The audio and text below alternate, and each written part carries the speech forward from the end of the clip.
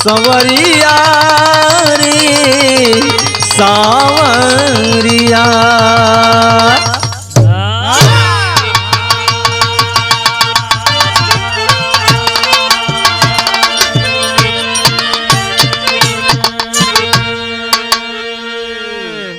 हाँ साथियों, हम पप्पू जौनपुरी लोकगीत विरहा गायक आप सभी श्रोताओं को बहुत बहुत प्रणाम, सादर प्रणाम और बड़ा दुलार प्यार इस अपने भाई, इस अपने बच्चे को दिए हैं। एक गीत जिला आजमगढ़ से जा रही है। सराय मीर का नाम आप लोगों ने सुना होगा, जिसका नाम छोटा सऊदी बताया जाता है। बड़ी ही हृदय विदारक घटना है। आशा नहीं, पूर्ण विश्वास है इसको आप लोग पसंद करेंगे। अब मास्टर साहब तो 4 लाइन भूमिका हाँ।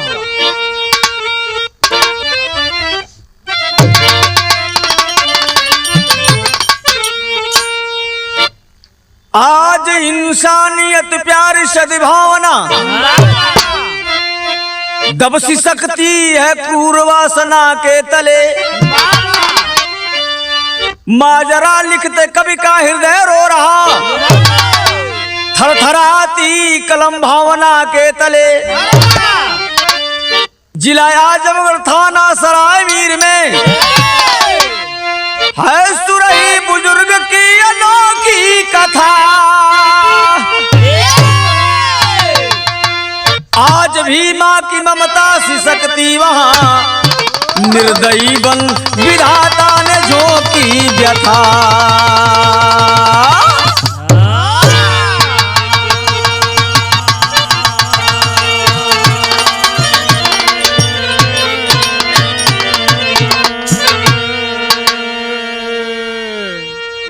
जिला आजमगढ़ थाना सराय मीर एक गांव मिला जिसका नाम सुरही बुजुर्ग।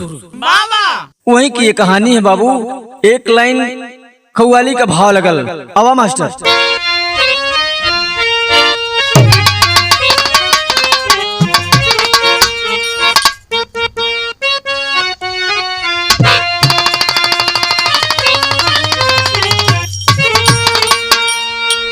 के अल्लाह के महबूब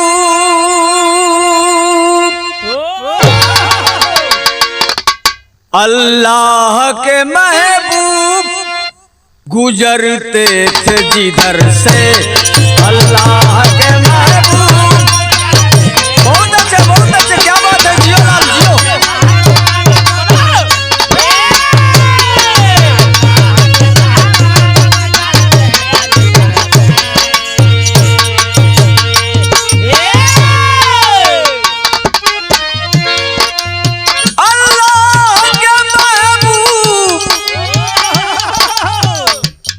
गुजरते थे जिधर से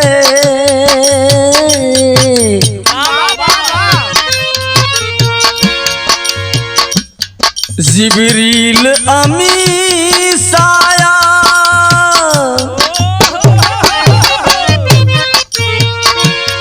जिब्रील अमी साया किए रहते थे सर से। जिब्रील अमी साया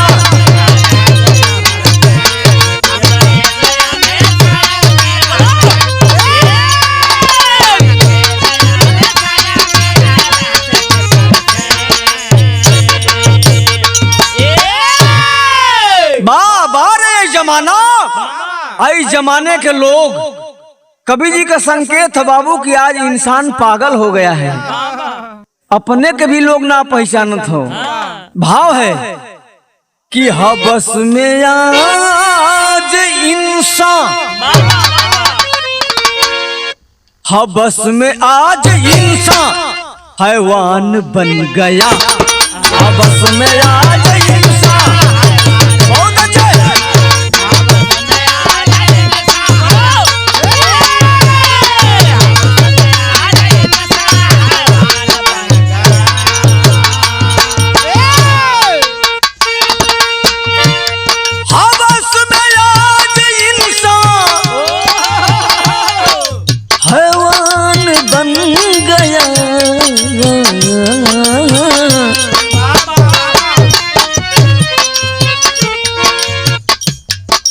कृतघ्न हुआ इंसान। दो भाव है, कृतज्ञ माने हमारे किए गए उपकार को मान लेना, और कृतघ्न हमारे किए हुए उपकार को न मानना। यही लिए कृतघ्न हुआ इंसान,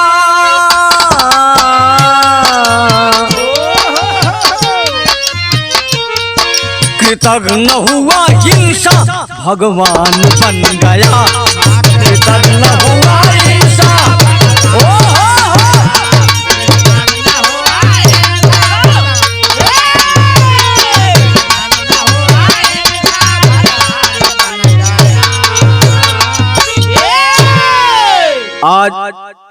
आज इंसान अपने को भगवान मान बैठा है। बारे हमारे इस जमाने के लोग, विरह का शुरुआत हो गल कहानी का। कहां से कहानी है मास्टरवा?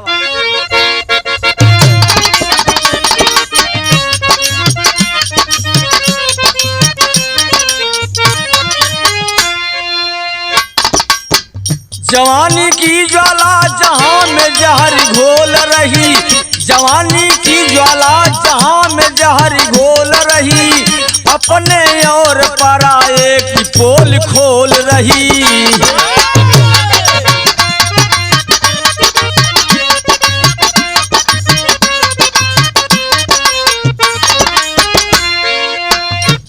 सुरही के बासी कामदेव चौहान थे आले, सुरही के बासी कामदेव चौहान थे आले, लड़के थे पांच, पांचों को अरमान से पाले।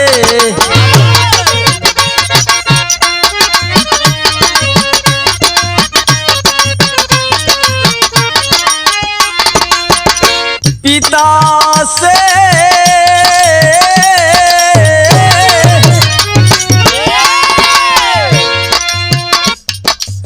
से अलग पूजन प्यारे लाल हो गए, चलने लगी गृहस्थी तो खुशहाल हो गए।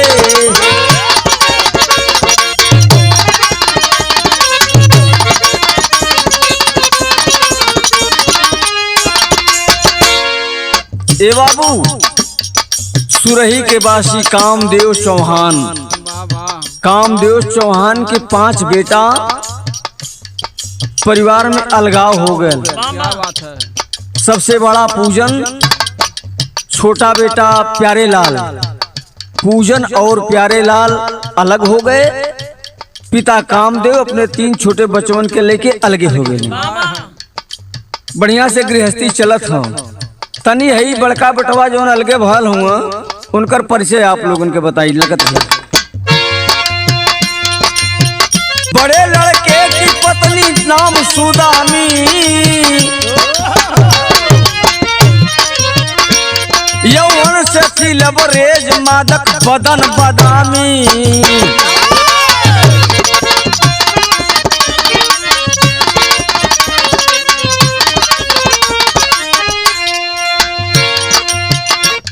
पत्नी संग पूजन प्यारे लाल बम्बई आए, पत्नी संग पूजन प्यारे लाल बम्बई आए, देवरानी को सुदामी घर और द्वार चेताए।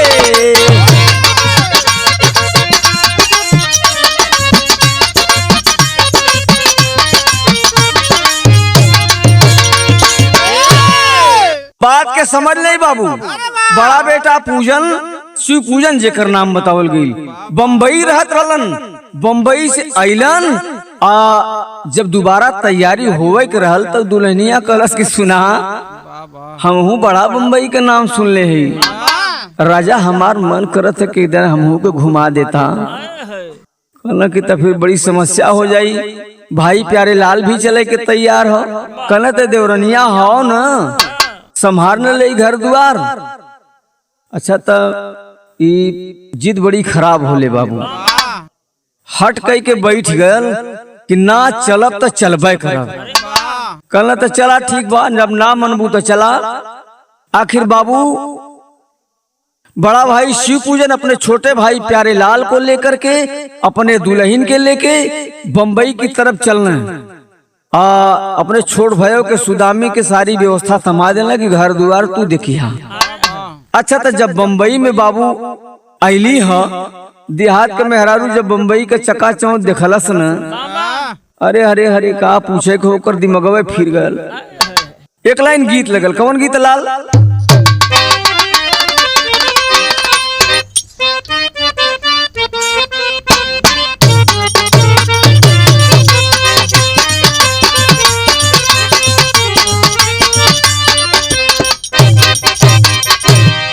इशारा भइल, कौन गीत हो? अरे चढ़ल जवानी में गोरिया काहे, चढ़ल जवानी में गोरिया काहे बांधलू चोली टाइट, चढ़ल जवानी में गोरिया।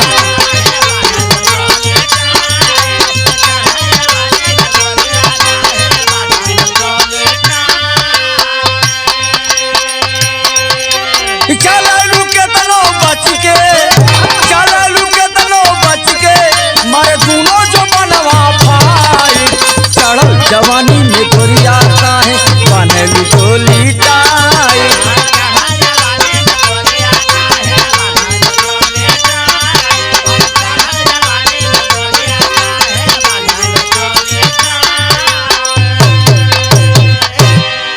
बिरहा में भाव लगल बाबू, शिव पूजन तो 12 घंटा का ड्यूटी कर, साझी के आम तो सूत जा नौटाक मार के। नौटाक जानल? बम्बई में 100 ग्राम का नौटाक बोलन रहो, वह मार के सूत जा। दुल्हन बेचारी सेज पर तड़प रहल हो, ओकर नियत खराब भइल देवर के ऊपर। कैलस का?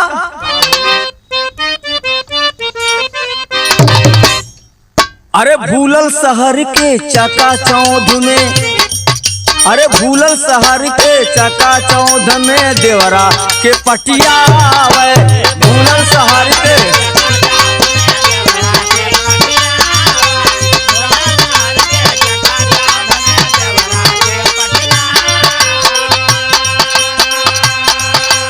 सैया रहल ड्यूटी, सैया रहल ड्यूटी, अपने देवरा से मालिश करावे, भूलल शहर के चकाचौंध में देवरा के पटिया।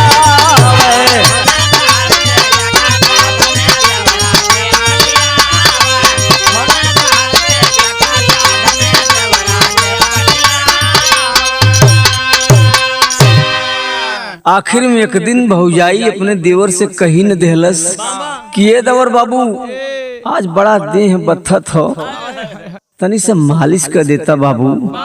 अच्छा तो वो के कहा पता बेचारे के हो, भौजाइये ने मतारी के समान होली।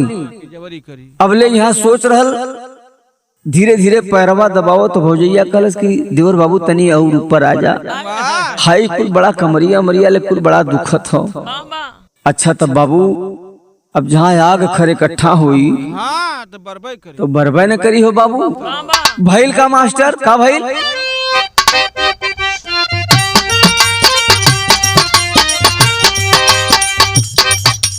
लूटे मजा देवरा संग गोरी का चढ़ल जवानी,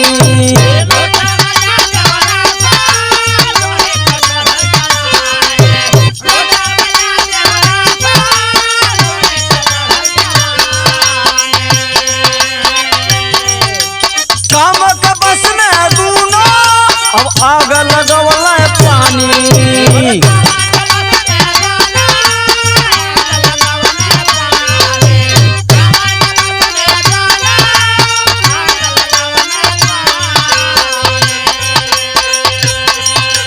देवर भाभी का रिश्ता, देवर भाभी का रिश्ता अब दोनों कलंकित बनावे, भूलल शहर के चकाचौंध में देवरा के पटिया।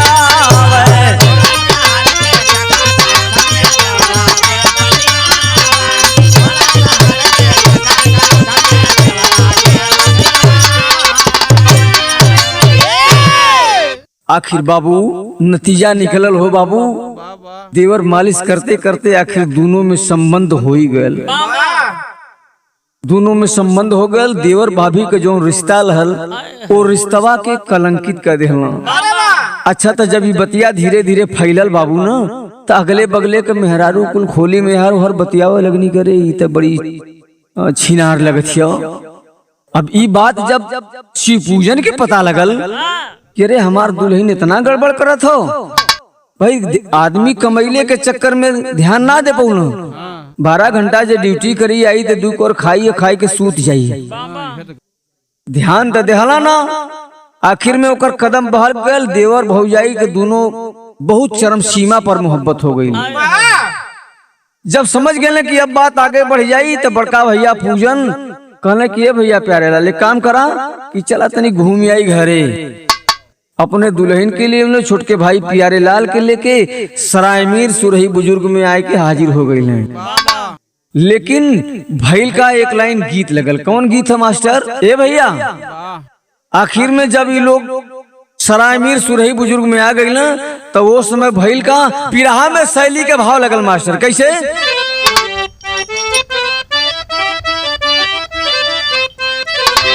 गुलशन में बिखरी खुशबू न छिपे, अरे गुलशन में बिखरी खुशबू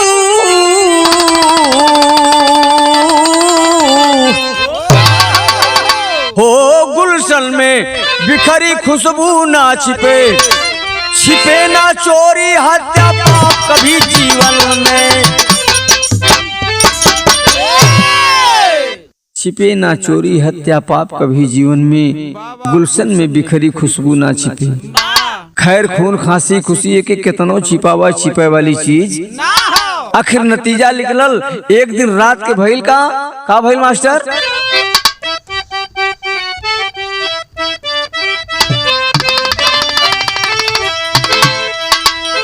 हंसी हंसी बनावा खियौले बेईमानवा,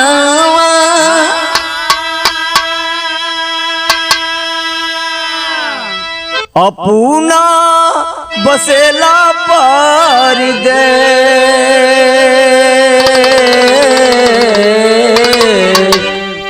अपना बसेला परदेस,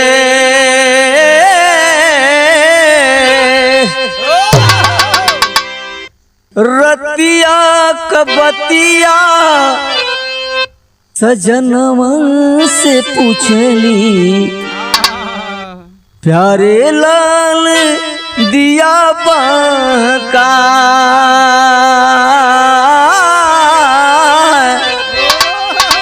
प्यारे लाल के मेहरारू कहलस कि सैया हमें कुछ गड़बड़ लगत हो, बड़ी इच्छा रहल कि आज हमार सैया बम्बई से आल हुए, वो बेचारी अपन शौक श्रृंगार करके इंतजार करते रह गल, ये भौजाई के चक्कर में अपने दुल्हन के पास से ना गए, दुल्हन के लग के ना गए, सबर में पूछे लगल कि हमें कुछ शंका लगत हो, लेकिन भइल का घासिया करता एक दिन देखल यार हरिया में, देवर भाभी रहेली पिटाए,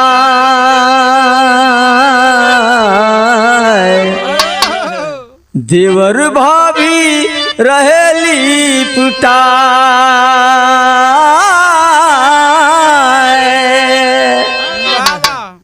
एक दिन देवरनिया घास करे निकलल, देखत हो कि अरहर के खेत में उनकर सैया जेठानी दोनों लोगन एक साथ पकड़ लेलस। कलस सैया बहुत बड़ा अनर्थ है आप करत हुआ, का अनर्थ करत हुआ? रो रो के अपने सैया से बाबू भीख मांगत हो, अरज लगावत हो, का कहलस?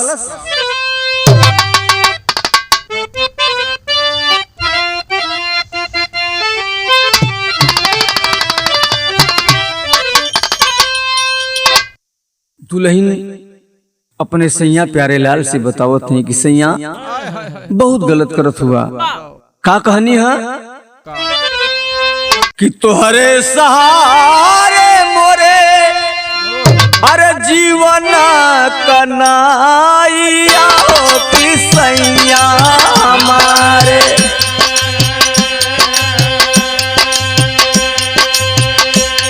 तोहरे सहारे मोरे जीवन नैया हो कि सैया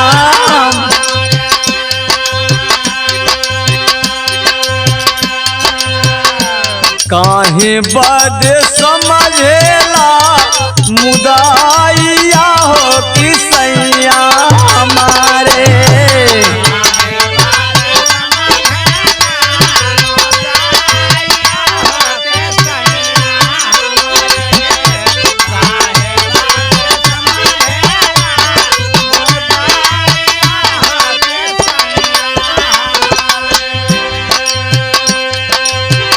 काहे हमके दुश्मन समझ ले हुआ सैया। अच्छा हमके तो दुश्मन समझला, एक थे मालिक तो के बेटा भी देले हुआ, कम से कम वो बेटवा के तो मुंह देखा। का कहली है बाबू? हीरावा के देखा होले गाँव में बुराइया हो कि सैया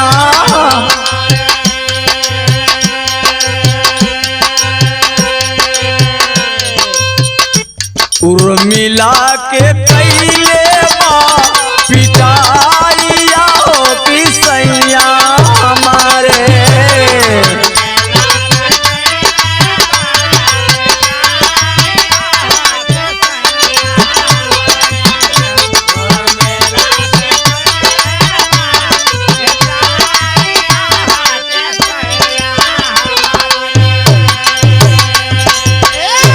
कहलन प्यारे लाल करे ओकरे दुल्हनिया का नाम उर्मिला रहल। कहना कि अरे आज देख तो ले ली है, लेकिन केहू से बताइए मत और जबान खोली है मत। अगर जबान खोल देली तो समझे कि हमसे बुरा कोई होइबे न करी। दो चार लाफा दो चार झापड़ अपने दुल्हन की मार के हटा देलन, लेकिन फिर भी बेचारी हाथ जोड़ के पैर पे गिर पड़ल कि सैया हमके मत देखा, अपने हीरा अपने बचवा के देखा, बहुत गलत करत हुआ। कैसे कहलस बाबू? आवा आवा मास्टर, एक लाइन गीत लगल। कौन गीत हो?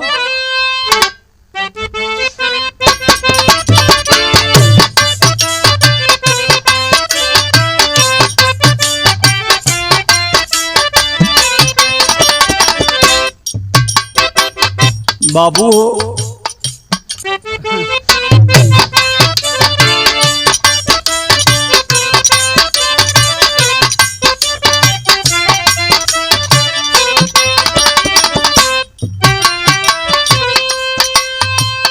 रोवल उर्मिल धई के सैया के प्यारिया हो, सैया के प्यारिया हो, काहे करे लाया क्या चारे जी।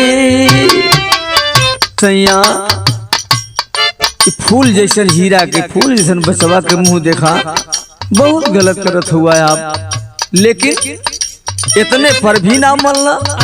एक बार दो बार तीन बार जब देखलस तब मजबूर होके गांव में घूमलस। का कैलस?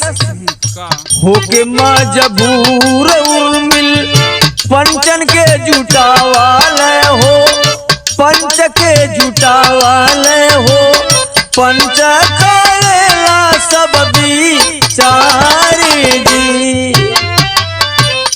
लोग समझावत हुए प्यारे लाल के भौजाई सुदामी के कह रे तू बहुत गलत करत हो, आखिर वो के परिवार हो करे परिवार के बर्बाद मत करा।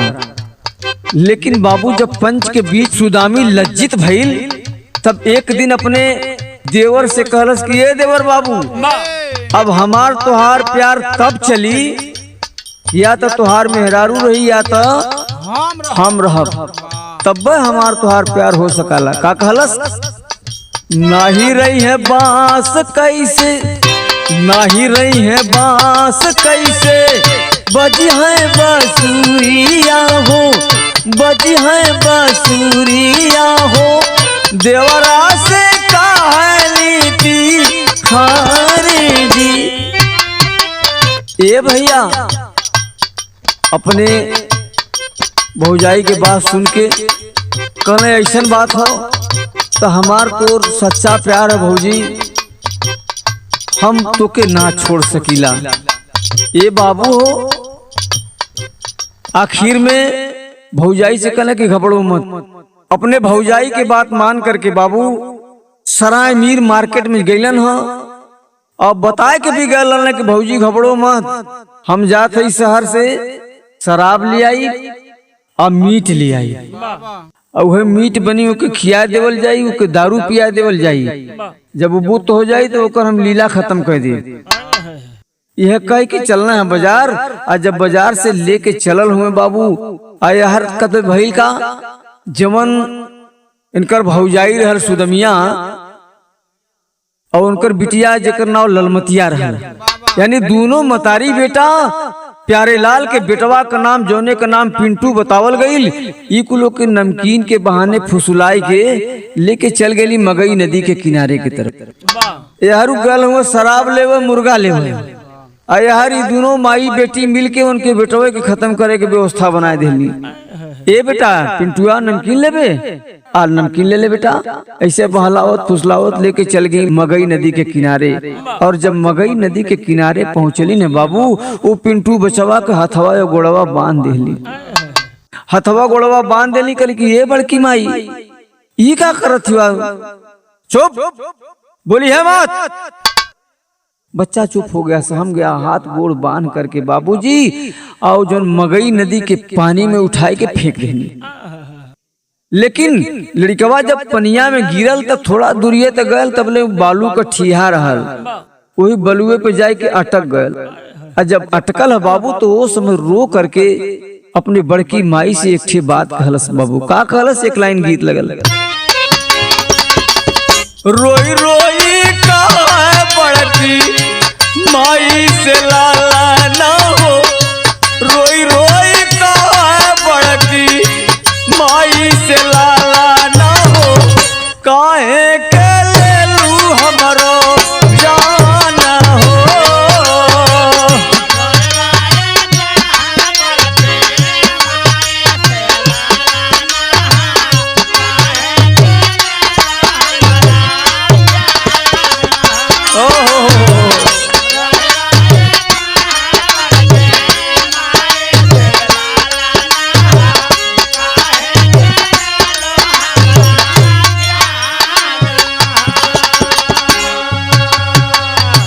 पिंटू बचवा कहलस कि ये बड़की माई का कहलस?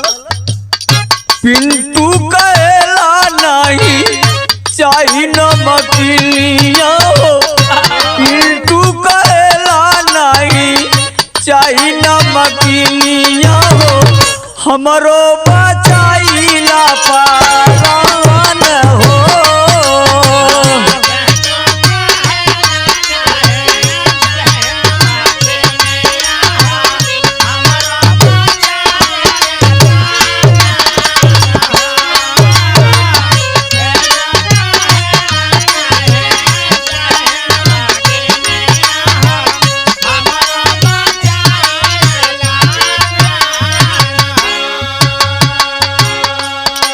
तोहार नमकीन ना चाहिए बड़की माई, हमके मारा मत, हमके बचाला। हमार मम्मी हमके ना पाई तो बहुत रोई हो बड़की मम्मी।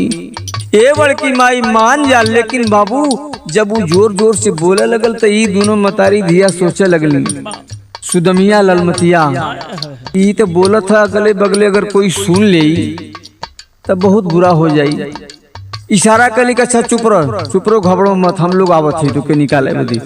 कैली का बाबू ललना के बारनी काल का साबिनिया, पाथर लेके बैजा थूरे अब बनल रे पापिलिया। पिंटू बचवा बाहर निकलनी है बाबू, निकाल के एक दूठे पत्थर का टुकड़ा ले ली, एक नीचे हो एक ऊपर हो, बीच में बचवा के बैजा रखली है बाबू, और वही पत्थरा से कूचे लगली बाबू। बार निर्दयी मतारी भइल का ये तनो पे लाल गला निकरे पर नाम हो,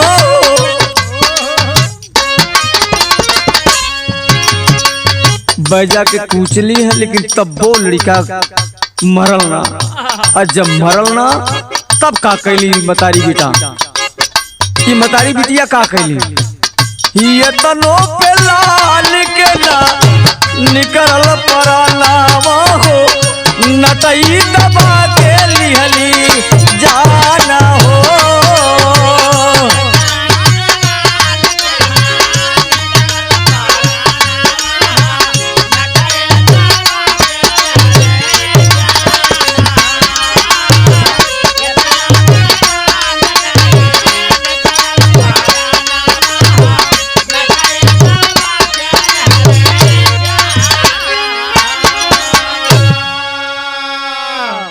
अंत तो गत्वा बाबू पिंटू बचवा के नटैये दबा देली।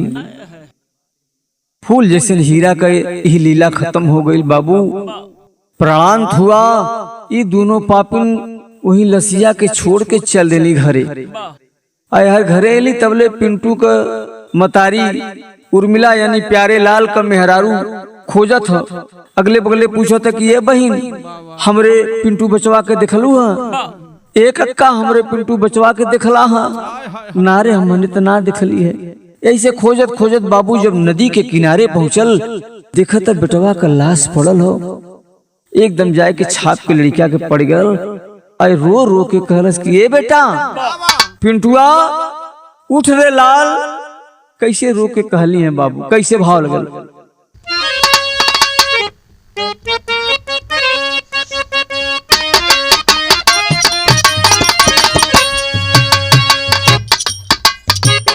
काहे सुतल बाटे तै बताओ मोरे लालावा रे।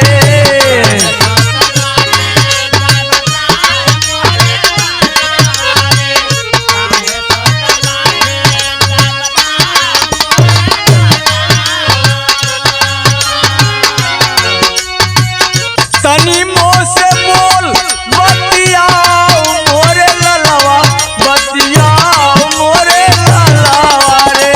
काहे सुतल बाटे तै बताओ मोरे लालावा रे।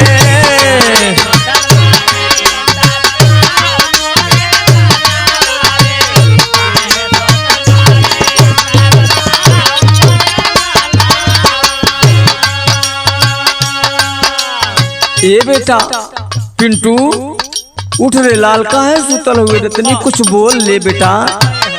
हम तोर मम्मी आयल है बेटा, ते कुछ बतिया ले बेटा। और का कहलस,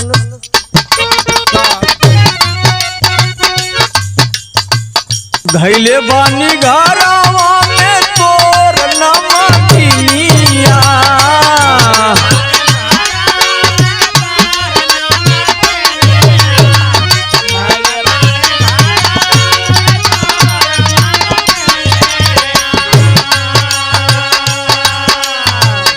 तोरे बदे रोवत हुए तोहारी बहिनिया।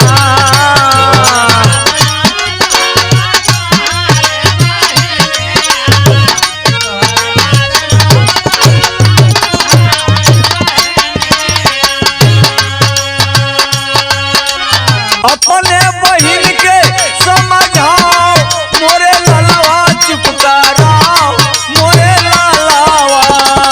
एक बेरी कोरावा में आओ मोरे लालावा।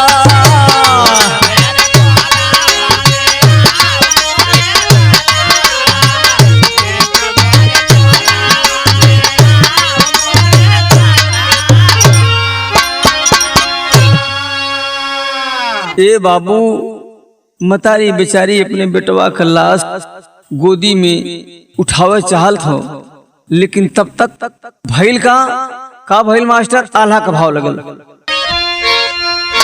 अरे मातम का बदरिया छवले सगरो गाँवा में भैया।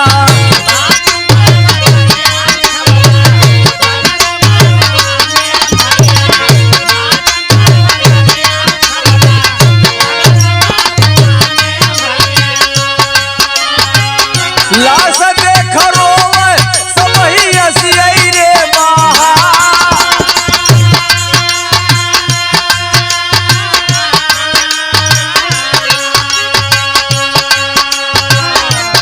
बिहवर बजरिया से प्यारे लाल अइले भैया।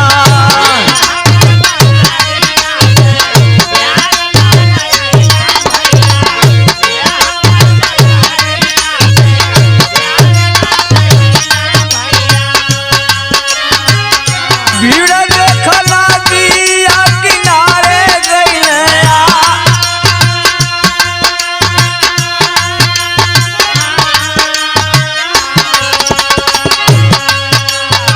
प्यारे लाल सराय मीर से मीट और शराब लेके आवत हुआ।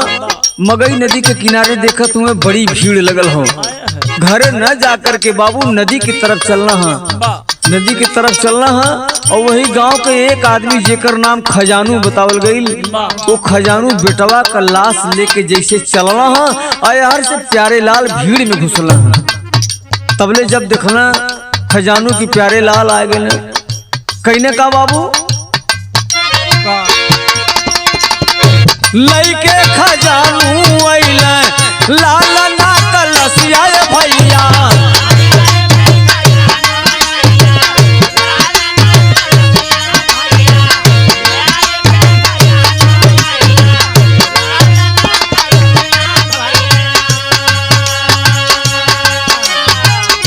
पापिया के हाथा वन दिहलई होठा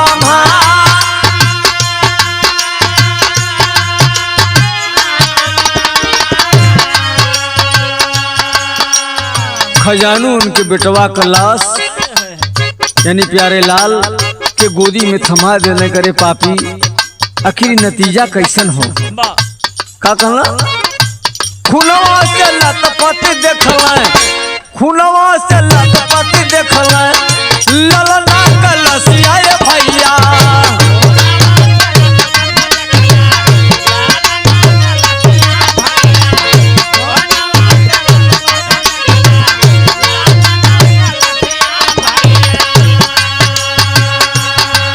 अरे पपिया कयखिया ले गयल बापा थरा।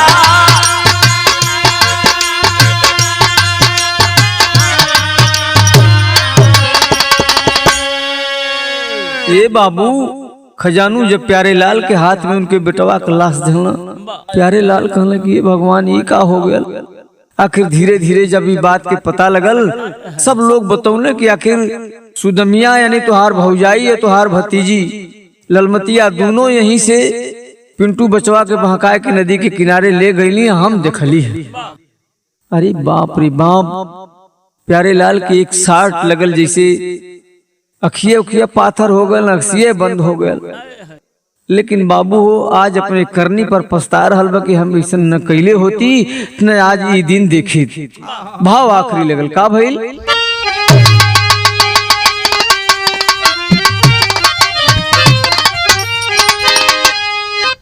अरे गिरा वज्र सिरवा पे अब सुगार पापिया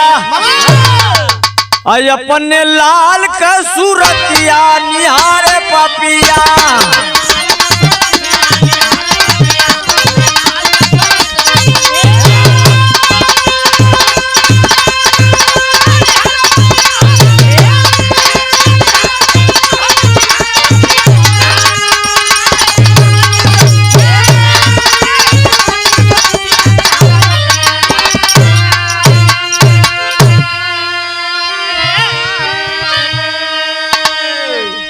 आखिर में बाबू वो बचवा पिंटू आजा जेकर नाम कामदेव चौहान बतौली उनसे बर्दाश्त ना भइल।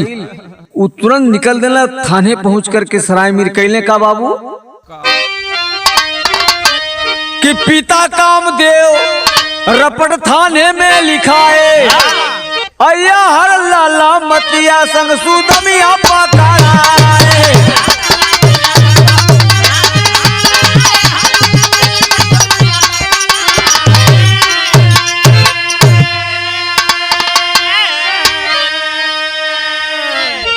पुलिस प्रशासन के लोग सुरही कमालपुर गांव में जब पहुंचलन है बाबू हो मौके पर दोनों मतारी बेटी के ललमतिया का सुदमिया के कैद कईना, पकड़ना ले जाके जेल में डाल देना। बिरहा लिखते समय तक भी जेल में रहली। भइल का अरे पाए सजाया जीवन अब कैद बिचारे पापिया, आय अपने लाल का सूरतिया निहारे पापिया।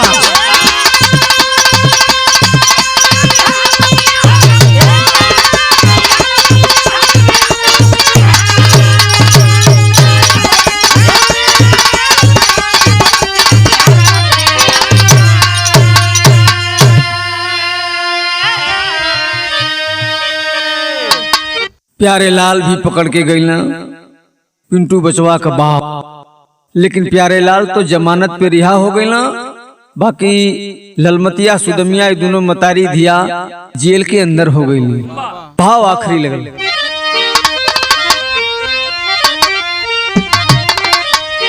संत गुरु सत्य रामधान नटखड़जी सुरक्षित हारे, जिनकर यादों की गुरु भक्ति दया कभी समारे। गुलशन में बिखरी खुशबू ना छिपे, पप्पू दया राम